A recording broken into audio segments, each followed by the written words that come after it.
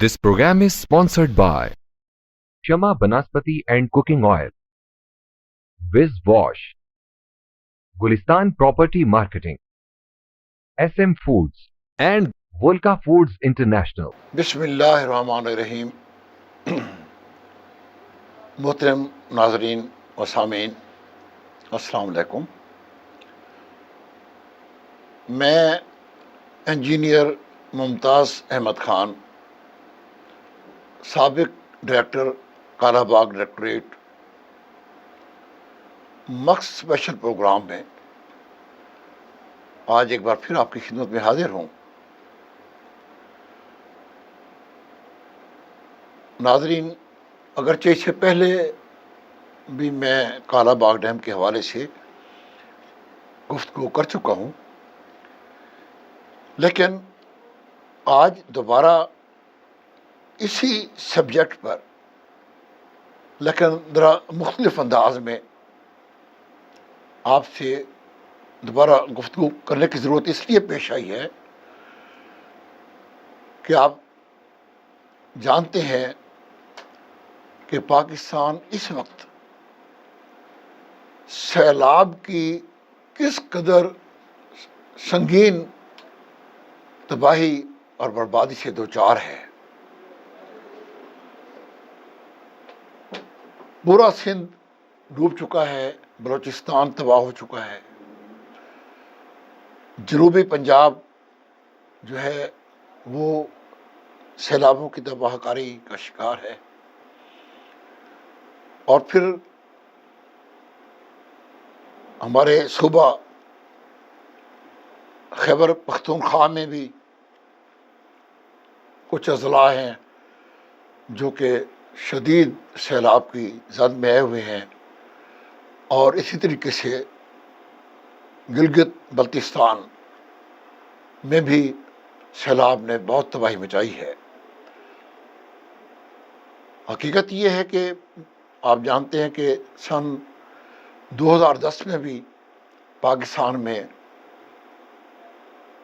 انتہائی اونچے درجے کا سیلاب آیا تھا اور بڑی تباہی ہوئی تھی. لیکن اس سال جو سیلاب آیا ہے اس کی تباہ کاری کا اس کی جو شدت ہے اور سنگینی ہے وہ سن 2010 کے سیلاب سے بھی کہیں زیادہ ہے، اور اس کا اندازہ آپ اس سے لگا سکتے ہیں کہ تقریباً 3.5 کروڑ پاکستانی جو ہیں وہ اس سیلاب سے بے حد متاثر ہوئے ہیں. لاکھوں گھر تباہ ہو گئے ہیں، ان کا نام و نشان ہی مٹ گیا ہے. ہزاروں پاکستانی مرد، عورتیں اور بچے ان کو سیلاب نے نگل لیا ہے، اور اس سے جو زخمی ہوئے ہیں وہ تو کئی ہزاروں میں ہیں.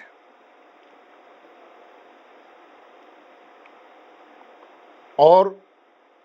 کئی لاکھ ایکڑ رقبے پر کھڑی جو فصلیں ہیں وہ نیست و نابود ہو چکی ہیں.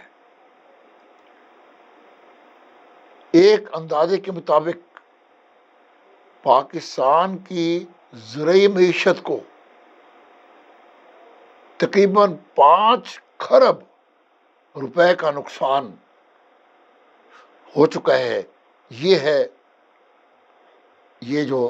سیلاب آیا ہے، اگرچہ ہم اس کو ایک آسمانی آفت کہتے ہیں، لیکن میں آپ کو بتاؤں گا کہ یہ آسمانی جس کو ہم آفت کہتے ہیں، یہ آفت بنی ہے زیادہ تر ہماری اپنی بدعمالیوں اور ہماری اپنی نااہلی سے. دیکھیے، جو بارش کا پانی ہے، یہ تو اللہ تعالیٰ کی ایک بہت بڑی نعمت ہے، بہت بڑی نعمت ہے۔ اسی پانی سے زندگی ہے، اور ہم جو پاکستان جو ہے وہ ہم بنیادی طور پر ہم ایک زرعی معیشت ہیں، اور ہمارے لیے تو پانی جو ہے وہ زندگی اور موت کا مسئلہ ہے۔ اور اللہ تعالیٰ نے یہ پانی، یہ میٹھا پانی، یہ تازہ پانی ہمیں اس مقدار میں دیا ہے کہ ہم اس کو سنبھال نہیں سکے، ہم اس کو مینج نہیں کر سکے، اور اس پانی نے ہمیں تباہ کر دیا ہے۔ تو یہ وجہ نہیں کہ یہ پانی جو ہے وہ آفت بن کر آیا ہے کوئی اللہ تعالیٰ کی طرف سے، بلکہ یہ عین ممکن ہے کہ اس میں ہمارے گناہوں کا عمل دخل ہو۔ لیکن کیا صرف پاکستان میں ہی تو سیلاب بارشیں نہیں ہوتی ہیں؟ پوری دنیا میں ہوتی ہیں بارشیں، طوفان آتے ہیں۔ یہ بارش ہندوستان میں بھی آئی ہے، انڈیا میں بھی آئی ہے، ہمارے ساتھ کے ملک میں، لیکن وہاں تو یہ اس بارش نے، اس پانی نے اتنی تباہی نہیں مچائی۔ اس تباہی کا چوتھا حصہ بھی وہاں تباہی نہیں ہوئی۔ اگر یہ آسمانی آفت ہوتی تو ان کے لیے بھی ہوتی، صرف ہمارے لیے کیوں ہوئی ہے؟ تو ناظرین، میں اسی مسئلے پر، اسی مسئلے کے حوالے سے آج میں گفتگو کروں گا کہ کالا باغ ڈیم جو ہے وہ جو تنازع ہے، جس کا اس سیلاب کی تباہ کاری سے بہت قریبی، بہت حقیقی اور بہت گہرا تعلق ہے، بلکہ میں ایک انجینئر ہونے کے حوالے سے میں یہ کہوں گا کہ اگرچہ یہ جو سیلاب کی تباہ کاری ہوئی ہے یہ صرف کالا باغ ڈیم کے نہ ہونے سے نہیں ہوئی۔ اگر کالا باغ ڈیم ہوتا تو اس تباہی کی شدت اور سنگینی بہت حد تک کم ہو گئی ہوتی، لیکن اس سیلاب کی جو تباہی ہے اس کی وجہ صرف کالا باغ ڈیم کا نہ ہونا ہی نہیں ہے، بلکہ خصوصاً جیسے کہ بلوچستان میں تباہی آئی ہے۔ اس کی وجہ یہ ہے کہ ہم نے وہاں کالا باغ ڈیم میں بلوچستان میں ہم نے چھوٹے ڈیمز نہیں بنائے جہاں ندی نالے ان میں طغیانی آئی ہے، وہاں ہم نے کوئی ریسرچ نہیں کی کہ وہاں کہاں کہاں ڈیمز بن سکتے تھے، اور ہم نے آج تک اسے غفلت برتی۔ اسی طریقے سے جو جنوبی پنجاب میں ضلع ڈیرہ غازی خان، ضلع راجن پور میں جو تباہی آئی ہے ہل ٹارنٹس اور رودکوہیوں کی وجہ سے، اس کی تباہی کا بھی کالا باغ ڈیم سے اگرچہ کوئی تعلق نہیں ہے، کیونکہ کالا باغ ڈیم تو اپ سٹریم ہے، لیکن جو سندھ میں تباہی آئی ہے اور جنوبی پنجاب کے آگے رحیم یار خان، ڈیرہ غازی خان سے نیچے جو دریائے سندھ کی طغیانی کی وجہ سے جو تباہی آئی ہے سندھ میں بھی اور جنوبی پنجاب میں بھی، اس تباہی کا کالا باغ ڈیم سے براہ راست تعلق ہے۔ اگر کالا باغ ڈیم آج ہمارے پاس موجود ہوتا تو میں آپ کو ایک انجینئر ہونے کی حیثیت سے پورے وثوق سے کہتا ہوں کہ کالا دریائے سندھ میں جو طغیانی ہے اس کی وجہ سے جو تباہی آئی ہے، ڈیرہ غازی خان سے نیچے جنوبی پنجاب میں رحیم یار خان تک، اور اس سے آگے سندھ میں، پورے سندھ میں جو دریائے سندھ کے سیلاب کی وجہ سے تباہی آئی ہے، وہ تباہی اگر کالا باغ ڈیم موجود ہوتا تو وہ تباہی جو موجود تباہی ہے اس کا 1/3 ہونی تھی، کم سے کم 2 حصے تباہی نہیں ہونی تھی۔ تو چنانچہ ہمارا آج کا جو موضوع ہے وہ ہے کالا باغ ڈیم تنازعہ، محرکات اور حل۔ صرف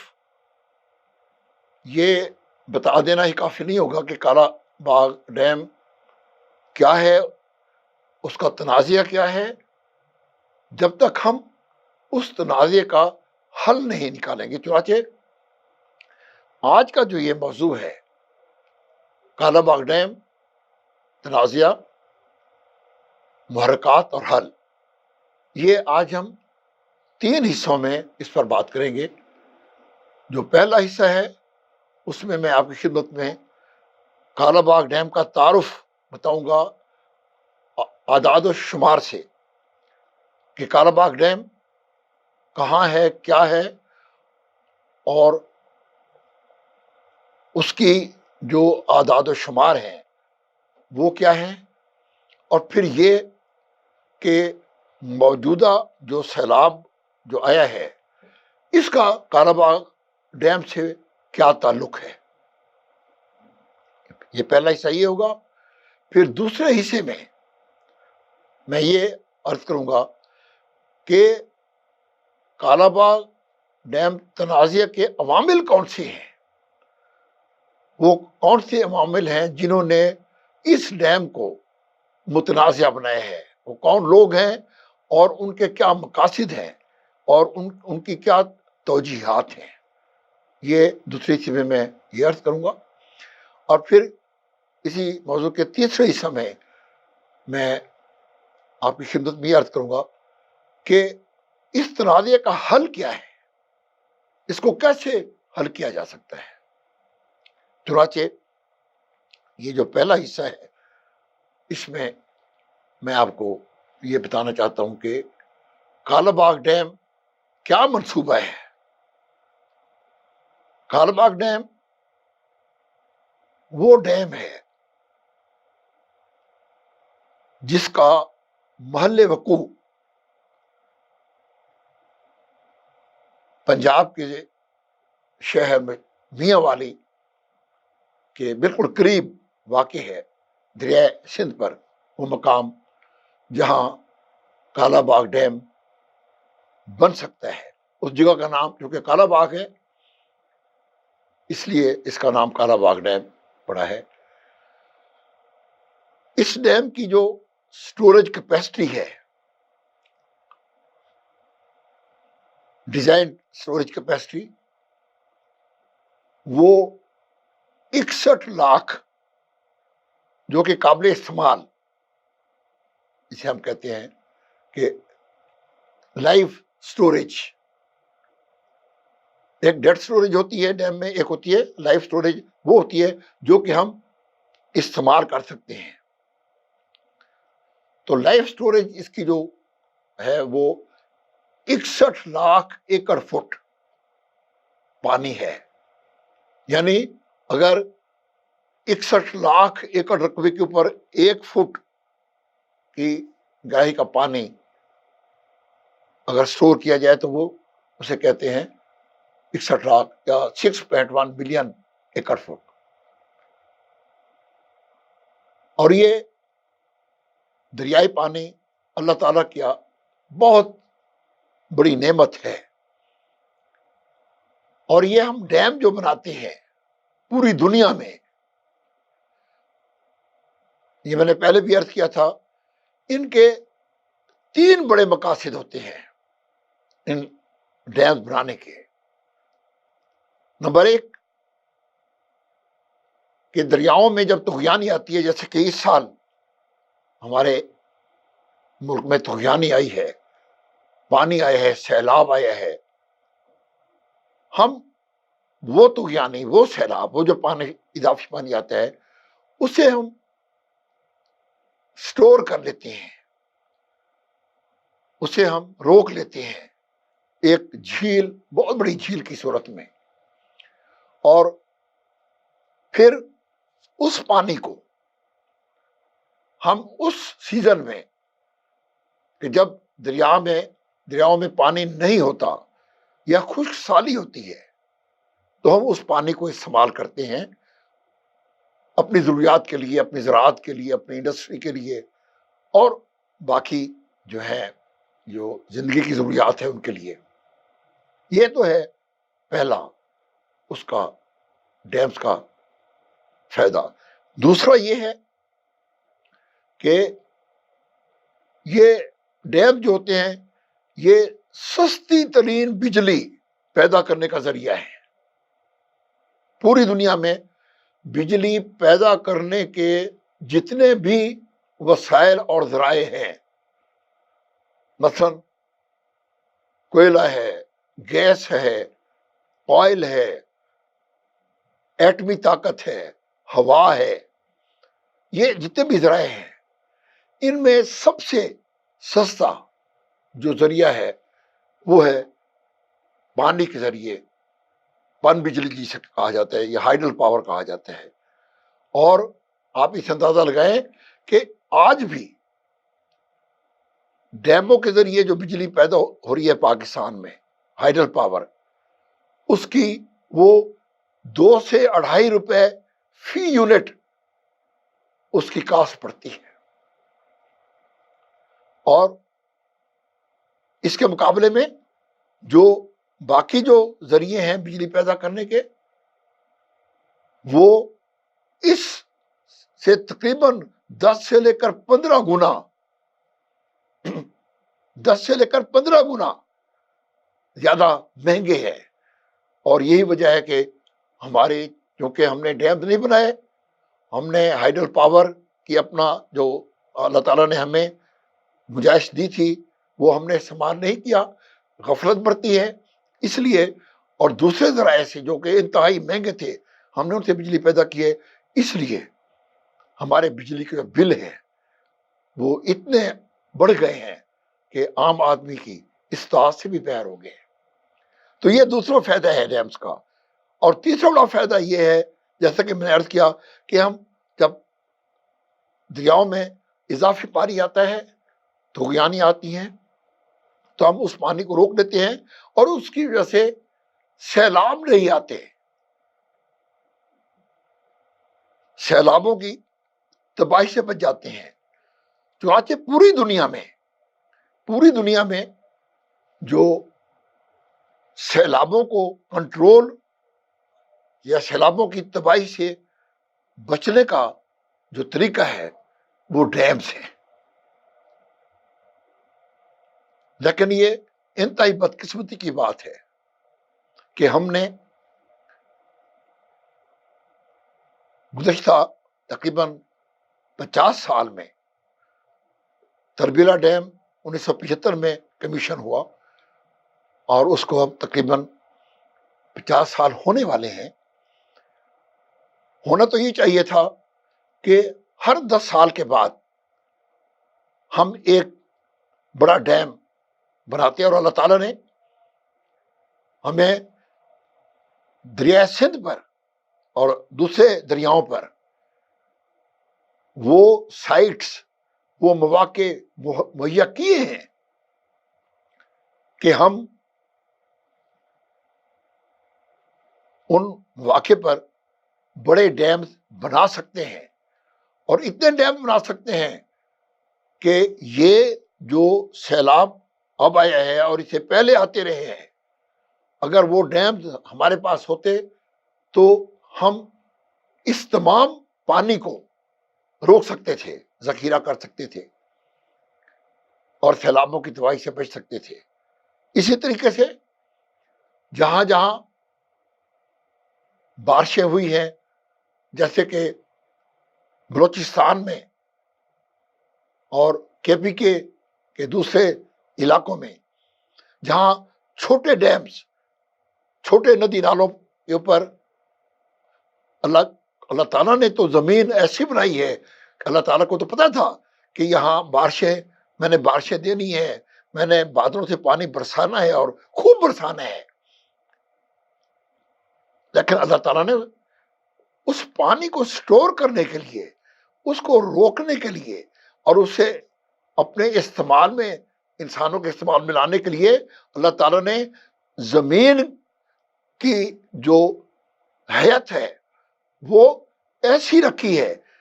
کہ وہاں ڈیمز بنا کر انسان پانی کو روک سکتا ہے اور پھر اس پانی کو اپنی ایک نعمت میں تبدیل کر کے اپنے قابل استعمال آ سکتا ہے، لیکن ہم نے یہ نہیں کیا۔ تو میں یہ عرض کر رہا تھا کہ کالا باغ ڈیم جو ہے وہ 61 لاکھ ایکڑ فٹ پانی ذخیرہ کرنے کا ڈیم ہے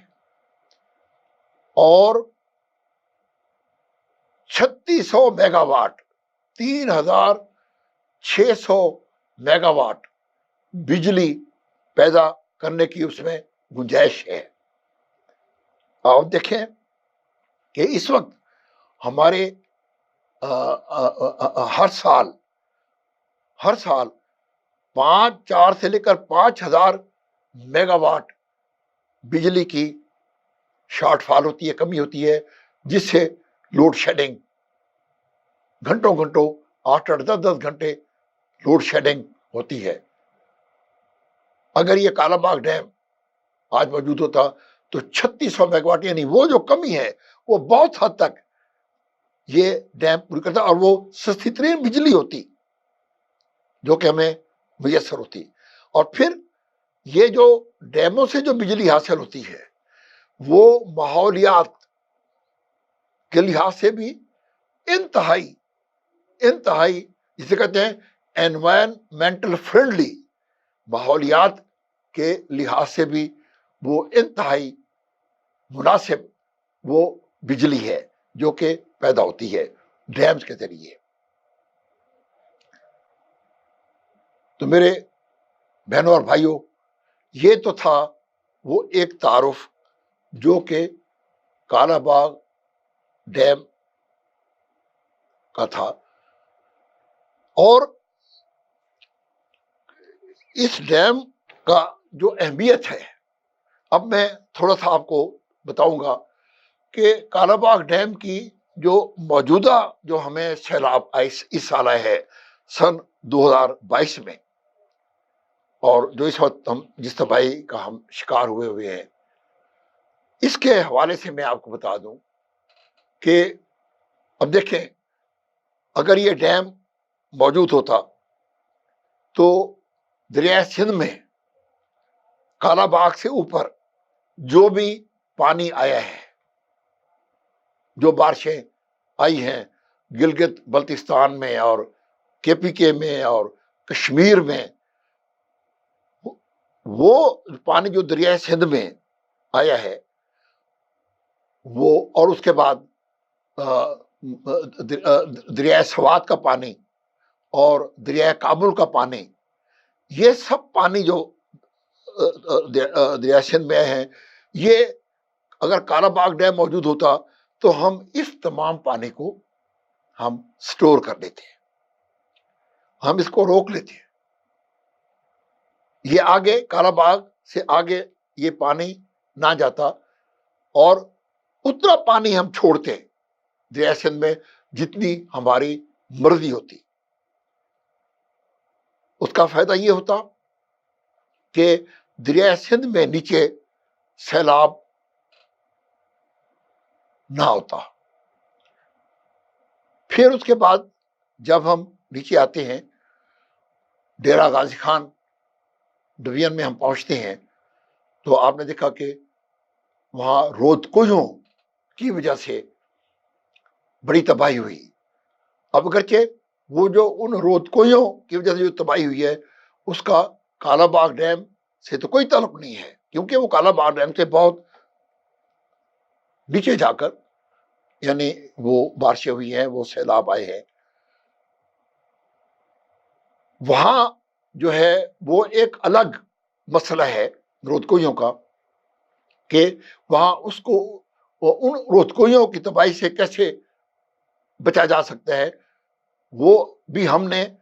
کوئی منصوبہ بندی نہیں کی اور وہ تباہی ہوئی. اور پھر وہ پانی رودکوئیوں کا جو پانی ہے، سیلاب جو ہے، وہ سب کا سب دریائے سندھ میں گیا. اب کالا باغ ڈیم کے نہ ہونے سے دریائے سندھ میں جو پیچھے سے جو پانی آ رہا تھا، دریائے سندھ کا اپنا، دریائے سوات کا، دریائے کابل کا اور بے شمار اور ندی نالوں کا، وہ پانی آیا اور پھر ان میں ڈیرہ غازی خان کی جو رودکوئییں ہیں ان کا لاکھوں کیوسک پانی اس میں شامل ہو گیا اور وہ پورا پانی دریا نیچے جا کر اس نے ڈیرہ غازی خان سے نیچے جنوبی پنجاب میں بھی اور پھر اسے آگے سندھ میں جا کر پورے سندھ کو اس نے تباہ کر دیا. اگر کالا باغ ڈیم موجود ہوتا تو جو پیچھے سے دریائے کابل اور دریائے سوات اور دریائے سندھ کا جو پانی آ رہا تھا اس کو ہم کالا باغ ڈیم میں روک لیتے اور دریا میں پھر اتنی گنجائش ہوتی کہ وہ ڈیرہ غازی خان کی جو رودکوئییں ہیں ان کا پانی اور اس سے نیچے اور جو ندی نالوں کا جو پانی ہے جو بلوچستان سے بھی آیا ہے بارشوں کا پانی، وہ دریائے سندھ اس سب کو سنبھول لیتا اور دریائے سندھ میں کوئی طغیانی نہیں آنی تھی، کوئی اس سے دریائے سندھ کے جو کی وجہ سے اس کی طغیانی. اب دیکھیں دریائے سندھ میں سکھر براج تھے، تقریباً 6.5 سے 7 لاکھ کیوسک پانی جو ہے وہ گزرا ہے اور یہ اتنا پانی کا اتنا بڑا ریلا ہے کہ دریائے سندھ کا جو اس کا بیڈ ہے جی وہ اتنے پانی کو نہیں سنبھال سکتا اور اس لیے یہ پانی اس کے کناروں سے بہ نکل کر اس نے یہ سندھ میں یہ تباہی مچائی ہے. اگر کالا باغ ڈیم موجود ہوتا تو یہ 7 لاکھ کیوسک کی بجائے عین ممکن ہے کہ یہ صرف 3 لاکھ کیوسک پانی ہوتا جو کہ سکھر براج سے اور گدو براج سے اور آگے کوٹری براج سے جو گزرتا اور دریائے سندھ میں ہمارے صوبہ سندھ میں یہ تباہی نہ آتی. تو ناظرین یہ ایک تعارف تھا کالا باغ ڈیم کا اور موجودہ جو سیلاب کی جو صورتحال ہے اس کے ساتھ اس کا کیا تعلق ہے، اس پر یہ میں نے آپ کو بالکل سادہ زبان میں اس کا ایک تعارف کروایا ہے. اس سے جو اگلا حصہ ہے، دوسرا حصہ، اب اس میں یہ عرض کروں گا کہ وہ کون سے عوامل ہیں، وہ کون سے عوامل ہیں اور ان کا کیسے وہ طریقہ کار ہے اور وہ کون سی سازش ہے جس سازش نے کالا باغ اور اس کے علاوہ دوسرے ڈیم پاکستان میں نہیں بننے دیے، کون اس میں ملوث ہے اس سازش میں اور ان کا طریقہ کار کیا ہوا ہے. اس پر میں انشاءاللہ آپ کو اگلے جو ہمارا میری ٹاک ہوگی میں دوسرے حصے میں اس پر آپ سے گفتگو کروں گا. مکس اسپیشل پروگرام سے انجینئر ممتاز احمد خان کو آپ اجازت دیجیے. اللہ حافظ. This program is sponsored by Shama Banaspati and Cooking Oil, Wiz Wash, Gulistan Property Marketing, SM Foods, and Volca Foods International.